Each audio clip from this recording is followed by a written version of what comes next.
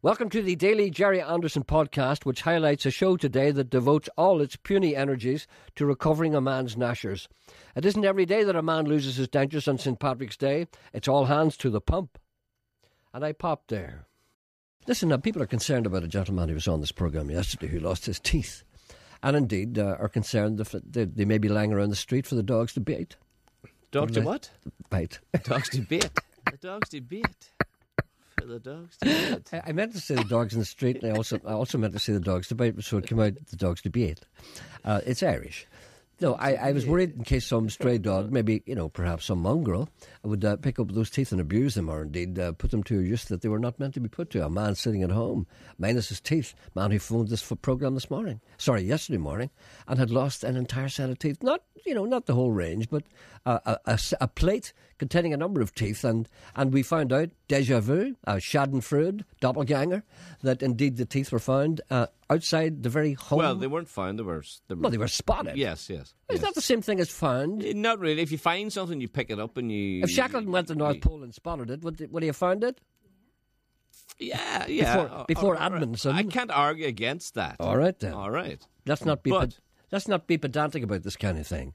So, in other words, a member of the public spotted those teeth, and as I predicted... But if you walk past a tanner lying on the ground... Yes. Right?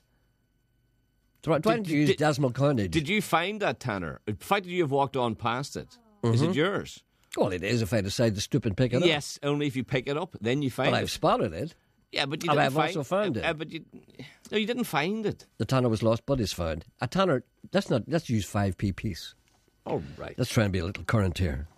Not alone that, but I thought it was very strange. It was almost like God telling me something, that this man's teeth were lying outside the place where I was born, a house in Sackville Street in Derrystoke, Londonderry, which has since been involuntarily demolitioned by a well-known terrorist organisation. But the fact is that outside the house where I used to live lay that man's teeth.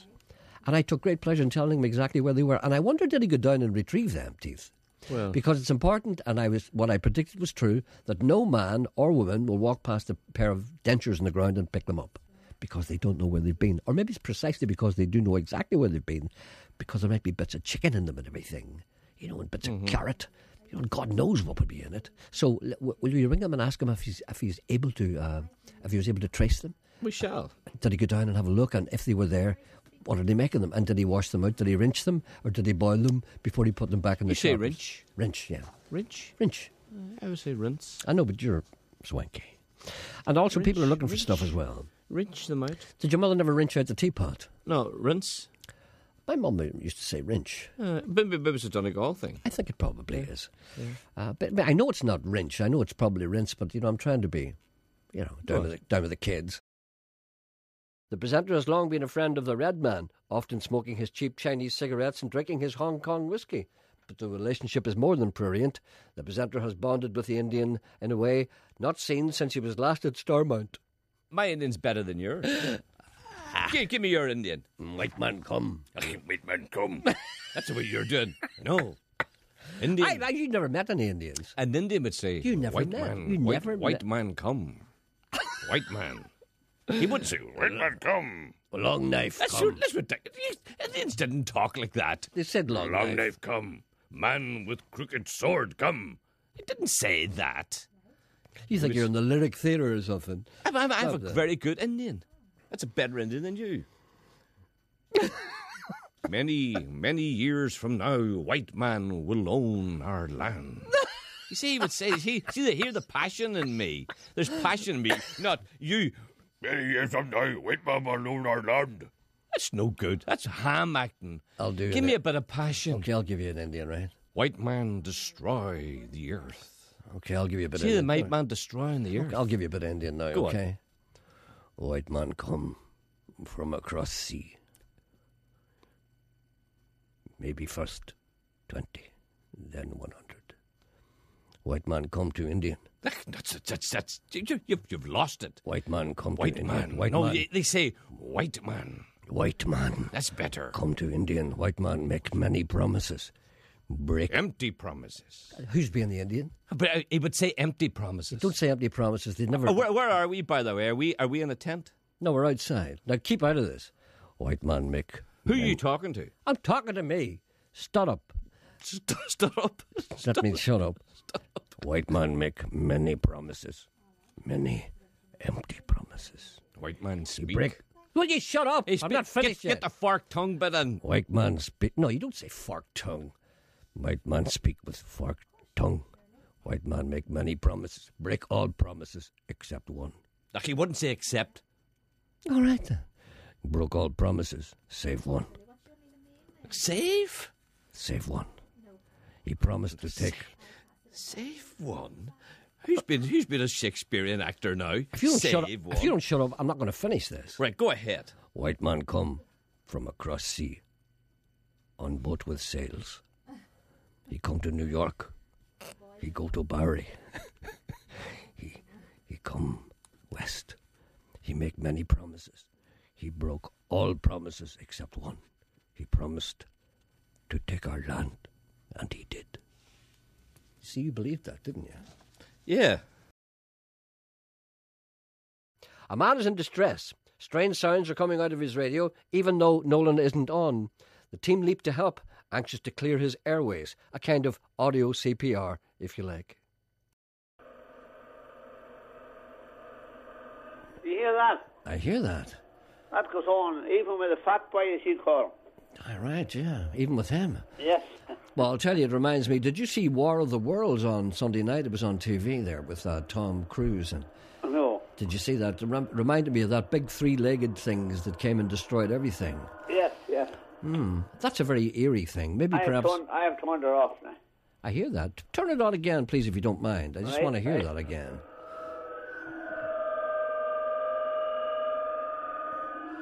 Would Ken go down to his house, do you think? I think he can, and do we? Well, I don't Ken think... would need to hear that. I don't is think that, so. Is that going on all day? Yeah, even with the next show, we're still the same. Talk back even. Talk back's the same, yeah. Well, yeah. where do you live, if I can be so bold as I to live ask? in this famous city, Armagh. Armagh. Yeah. Might be something volcanic. I really have no idea what that is. Do you live near any kind of installation, electrical installation of any kind, or army base beside you or anything? No. I can't imagine. No, right, oh man. But she can't do anything with what's wrong here. Why would he But fix... it's gone on this year, Jerry, on and off. Have you ever had a man up to look at it? No, I never bothered. No, but then it goes away. You see, some days it's okay. All right. Well, maybe perhaps we could offer. We could ask the listeners if they've any noise like that in their own home, and indeed if they had remedied it, and if there's some way that they can recommend that you can get rid of the same thing. Exactly. Yeah. Okay. If you want to hear your good program, it's gone. That interference comes on. Indeed, it removes the quality. The presenter avoids jokes at all times. It's foolish to tell them in case they're not funny. Also foolish to be told one in case one does not laugh when required to. Did you hear Jerry Kelly the other day not getting Jimmy Cricket's joke? No. Poor Jerry. Now, this is the thing that happens. Now, remember, Jerry Kelly's listening. I always try and avoid this. Now, do you know the way... What do I hate more than anything in the world? Cabbage. No. What I hate more than anything in the world is a man coming on here and telling me a joke. Oh, it's nothing worse. Because A, you don't want to hear the joke. B, it's usually not funny. And C, you mightn't get it. And D, you might laugh in the wrong place. Or laugh. Do you know when you're expected to laugh and then you laugh and then the guy Is that still D? It's Is not that over still yet. D? Sorry, I moved on to E. I didn't tell you. Oh, yeah. I like to keep these things from you. Yeah. So it was a joke about a horse. You want to tell it now? I'm going to tell the I horse. haven't heard no, of it. I'm not going to tell the joke because I may not be able to tell it properly. I'll do the your best I can. Gordon, it's not... Jimmy Cricket's brother Right, and the Duke of Norfolk right. owned a horse. Owned a horse. Owned a horse. Yeah. Is that what I said? Owned a horse. Right. The horse was running in Newmarket. Yeah, They went in to see the jockey, right, and Jimmy Cricket was there with his brother and the Duke of Norfolk. right. And they said to the jockey, "We're worried about this horse." The jockey says, "Why?" So it mightn't be fast enough. The jockey says, "I'll get her to go as fast as I can." And Jimmy says, "Here, give it this tablet." So what would I do that for? It'll make it go a bit faster. The jockey says, I'm not going to give the horse that tablet. It might damage it. And Jimmy says, "Here, I've got 3. Here, my brother, take one of those. Here, the Duke of Norfolk, will you take one of them as well? So they all took it. They all took a tablet. And after a while, the jockey got worried. And he said, what happens if anything passes me on the straight?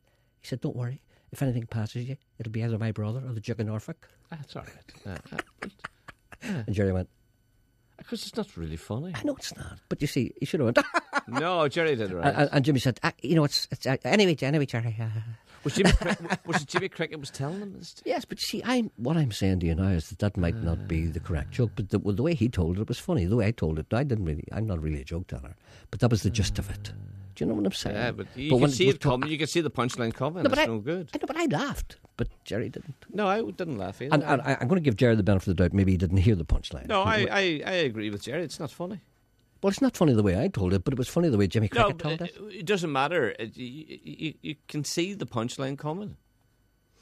He told another one too, which I laughed at. It was great. You can't see the punchline coming. He said, my brother was arrested for picking blackberries. He shouldn't have done it in the phone shop. I didn't think about that one. I didn't think about that one. It's good. That's because you don't know anything about technology. It's good. What happens when a well-known rock guitarist, who was the only man from Port Stewart at Woodstock, meets a former heavyweight boxing champion who bites people's ears off? Listen on. Henry McCullough told me privately, great story involving him and Mike Tyson. And you can't tell it? No. You see, what's the point of starting that? Because I want to tell you, I'll tell you afterwards. What's the point in telling me afterwards? We're on the radio now. People are listening. Jerry, would you please play a request? Would you please play a request for Bernie Harbinson? She's in Craigavon Hospital at the minute. She listens every day. She enjoys the programme and likes to hear requests when they're not interrupted by other people.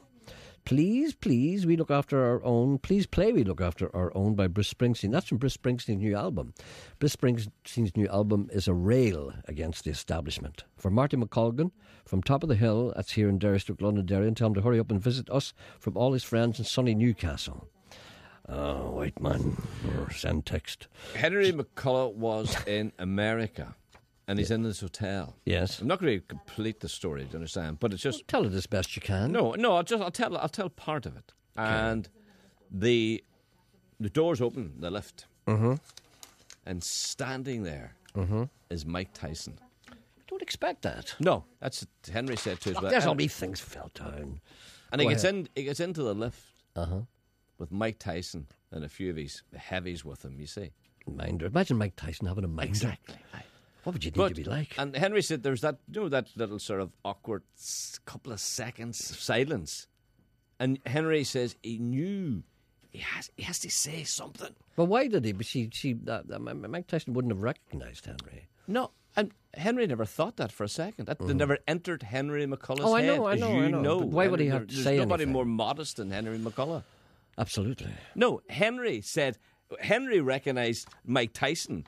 Knowing, right, this is one of the most famous men in the world, Mike Tyson. I want to say so. I'm standing on a lift with him. Maybe I should say something. That's all. So, you put yourself in Henry's position. What would you say to Mike Tyson? And I know what Henry said to him. And only Henry McCullough would have thought about it. He probably said something like, "You're a big lad, aren't you?"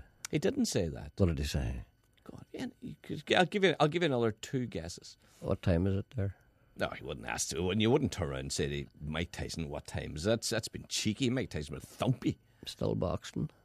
Yeah, that's not bad. But it's not what he said. Go ahead. I've run out of answers. I know. What did he say? But you see, but when Henry McCullough told me, I knew why Henry said it. Well, go ahead. Why don't you try me, and maybe I might know too. I don't know whether you will or not. Will you tell me what it is? All right, then I'll tell you. What did he say to Mike Tyson? People forget now at the start of the story. What? Well, people forget what the story is now. It's been that long. Mike Tyson. He opened a lift. No, he didn't open the lift. Mike Tyson opened the lift. The lift door opens. Henry's. What does it matter? But you're the boy. Mike Tyson's in the lift. No, he's not. Yes, he is. Yes, Mike Tyson's in the lift. Henry walks in, looks at him. There's an awkward silence. Henry opens his mouth to speak, and he says, Henry says, "Are you still keeping pigeons?" Thank you for listening. Good luck now.